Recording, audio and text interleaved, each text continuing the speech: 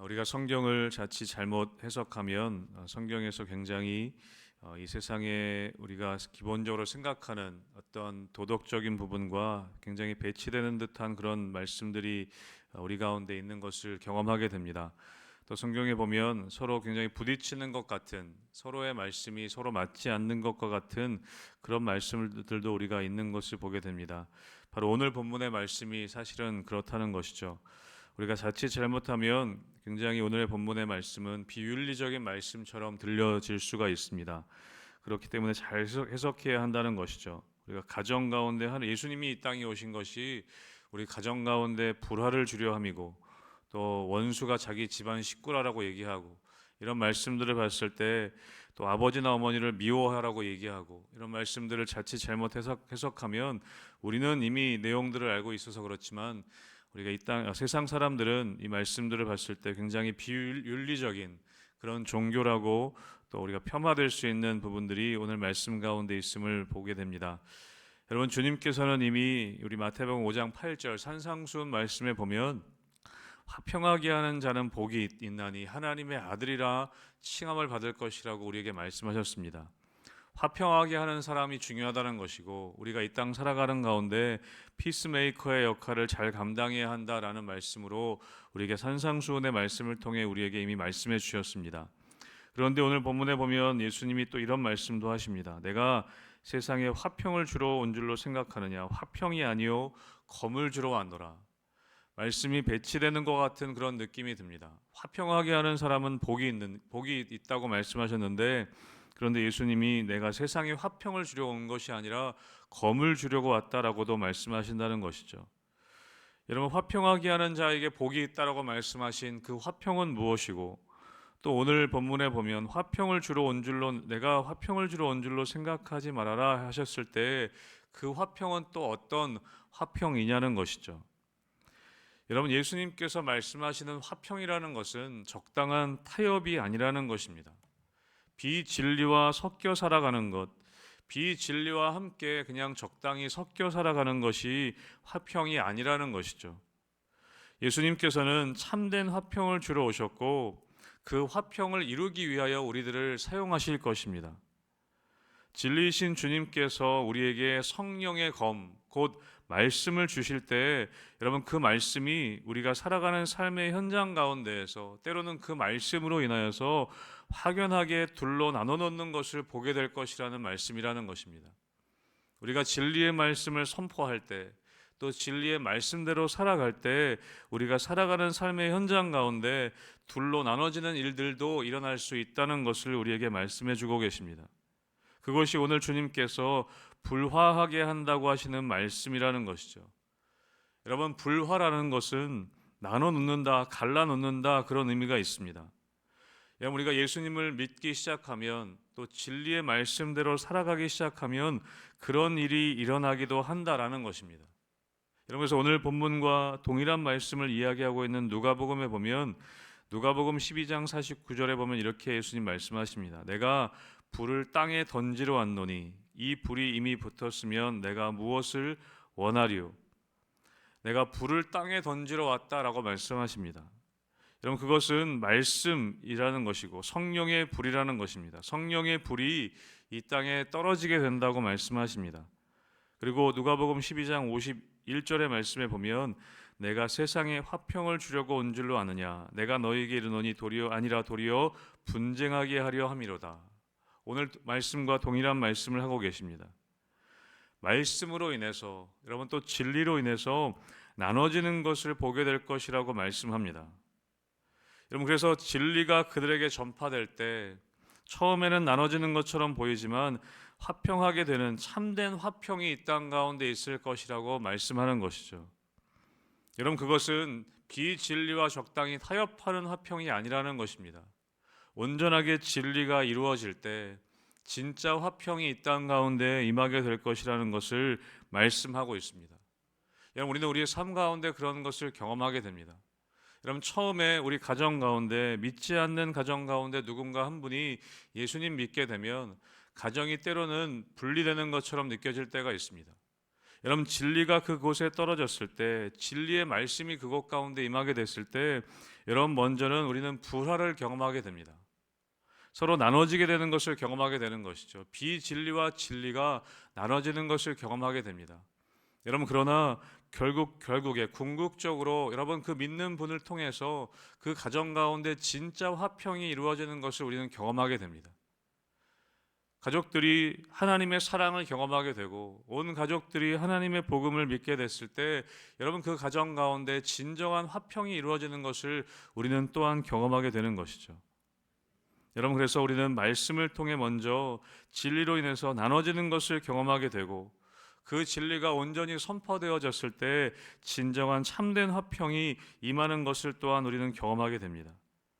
여러분, 그래서 우리는 마지막 날까지 우리가 화평하게 하는 사람으로 살아가겠지만, 그러나 우리로 인해서, 믿음으로 인해서, 이런 복음으로 인해서 이 분쟁하는 일이 끊임없이 있을 것이라고 오늘 예수님께서는 말씀해 주고 계십니다.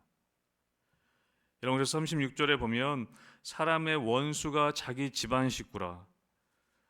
여러분, 혹시 이 말씀을 가지고 그렇지, 우리 집안 식구가 원수지, 여러분 혹시 그렇게 생각하신다면 여러분 또 잘못된 마음일 수 있습니다. 여러분, 그렇게 생각하시면 안 되고 물론 사랑해야 합니다.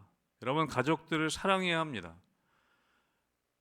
또 원수까지도 우리가 사랑해야 된다는 것을 우리 말씀을 통해 우리는 알고 있습니다. 여러분, 그러나 예수님 오늘 말씀하시는 것은 무엇이냐면 그렇게 사랑하기 위해서 우리가 진리를 희생할 수는 없다는 것입니다.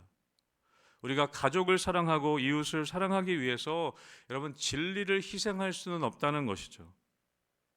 여러분, 진리를 희생하면서 하기 위한 사랑은 가짜 평화라는 것입니다. 가짜 화평이라는 것이죠. 우리는 적당하게 그 가짜 화평에 머물 수가 없다는 것입니다. 안주할 수가 없다는 것이죠. 여러분, 그렇기 때문에 때로는 불화하는 것 같은, 나눠지는 것 같은 그런 일들을 우리가 경험할지라도 진짜 화평을 위해 계속해서 진리를 전하고 진리의 삶을 살아갈 때 여러분 당장은 불화한 것 같고 당장은 나눠지는 것 같지만 여러분 우리가 진리의 말씀을 따라 나아가고 때로는 희생하고 그렇게 우리가 고난을 겪으면서 나아갈 때 여러분 진정한 화평이 우리가 살아가는 삶의 자리 가운데 이루어진다는 것입니다.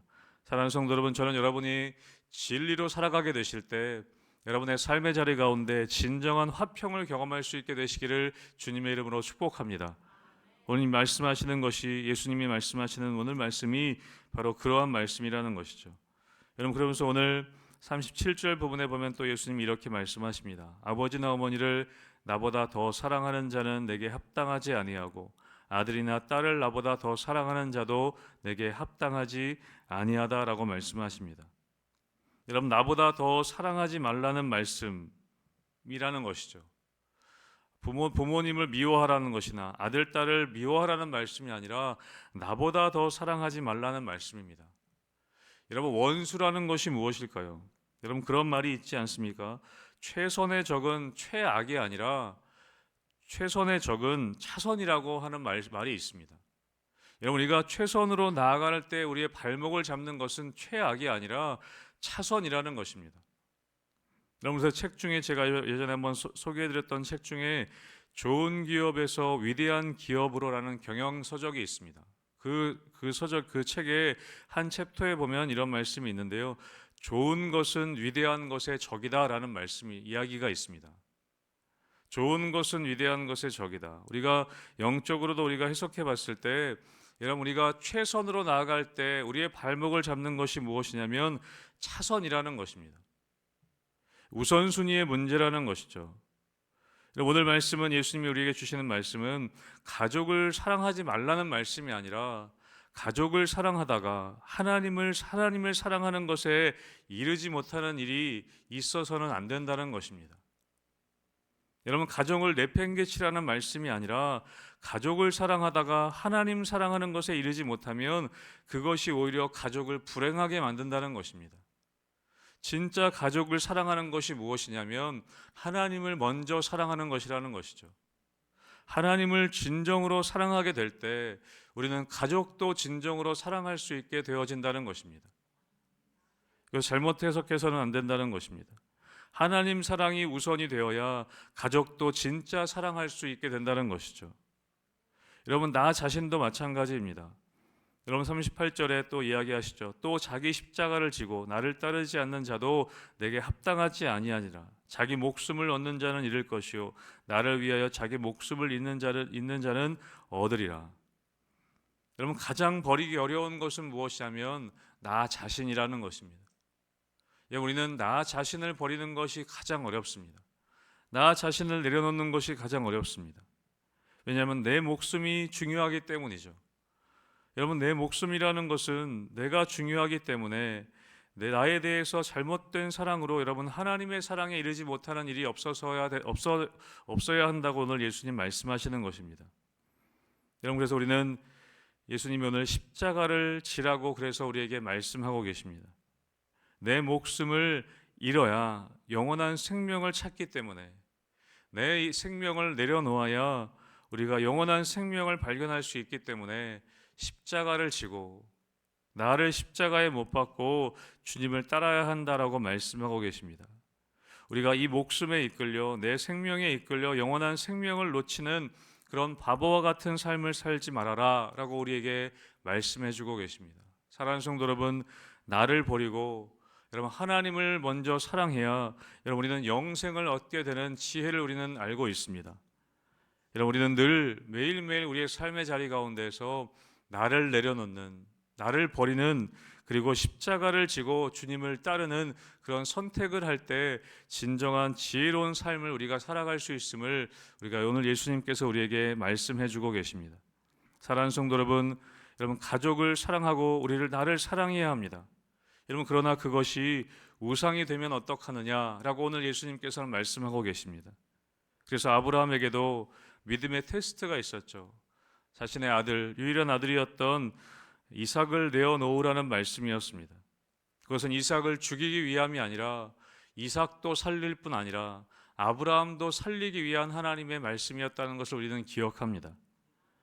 사랑하는 성도 여러분, 그래서 우리의 삶 가운데 이거 없으면 안 된다, 여러분 우리에게 그런 것이 있다면, 이거 없으면 내 삶이 안 된다, 여러분 이런 것이 있다면 여러분 그것은 우상이 되기 쉽다는 것입니다. 여러분 삶에 이거 없으면 안 됩니다 하는 것이 있다면 여러분 빨리 그 소유권을 주님 앞에 내려놓을 수 있게 되시기를 주님의 이름으로 축복합니다. 그럼 그것이 우상이 될 수 있다는 것이죠. 오늘 예수님께서 우리에게 주시는 말씀은 우리를 위한 말씀입니다. 가족을 버리라는 것도 아니고 정말 내 생명을 끊으라는 것도 아니고 우리의 가지고 있는 모든 소유권을 주님 앞에 내어놓으라는 것입니다. 사랑하되 진리 안에서 사랑하라는 것을 우리에게 말씀하고 계시다는 것이죠. 사랑하는 성도 여러분, 하나님 더 사랑할 수 있게 되시길 주님의 이름으로 축복합니다. 그것이 우리가 복받는 길이라는 것입니다. 여러분 40절부터 42절 말씀에 보면 우리가 또 상을 얻을 수 있는 길을 우리에게 말씀해 주고 계십니다. 40절에 이렇게 말씀하시죠. 너희를 영접하는 자를 나를 영접하는 것이요 나를 영접하는 자는 나를 보내신 이를 영접하는 것이니라. 여러분 하나님을 영접하는 방법을 알려주고 계십니다. 예수님을 영접하면 하나님을 영접하는 것이고 또 예수님을 전하는 사람을 영접하면 예수님을 영접하는 것이고 또한 그것 또한 하나님을 영접하는 것이다 라고 말씀합니다. 그래서 오늘 예수님께서는 당시에 이 복음 전도자들의 이 복음을 받아들이고 또 복음 전도자들을 받아들이는 것, 그것이 복받는 길이라는 것을 오늘 예수님께서 말씀하십니다. 그래서 오늘 복음 전도자들을 받아들이는 상이 곧 주님을 받아들이는 상이고 하나님을 받아들이는 상이 될 것이다 라고 말씀합니다. 거짓 선지자들 말고 진실된 복음을 전하는 사람들을 받아들이면 너희도 상을 잃지 않고 동일한 상을 받게 될 것이다 라고 말씀합니다. 여러분 그래서 우리는 복음을 전하는 자나 복음을 받아들이는 자나 동일한 상을 받게 될 것이라고 우리에게 말씀해 주고 계십니다. 여러분 그리고 오늘 마지막 42절의 말씀도 우리 같이 함께 읽어보겠습니다. 42절입니다. 시작. 또 누구든지 제자의 이름으로 이 작은 자 중 하나에게 냉수 한 그릇이라도 주는 자는 내가 진실로 너희에게 이르노니 그 사람이 결단코 상을 잃지 아니하리라 하시니라. 아멘.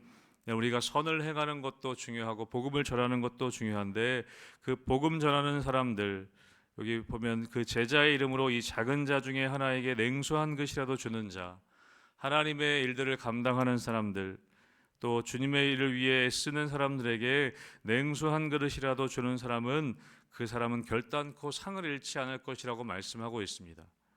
여러분, 우리가 어떤 큰 업적을 행할 때 하나님이 기뻐하시는 것만이 아니라 우리가 정말 작은 일이라도 주님을 섬기는 사람들을 위해 또 주님을 위해 우리가 작은 순종의 일들을 감당할 때에 여러분, 그것으로 인해서 우리가 결단코 상을 잃지 않을 것이라고 말씀하고 있습니다.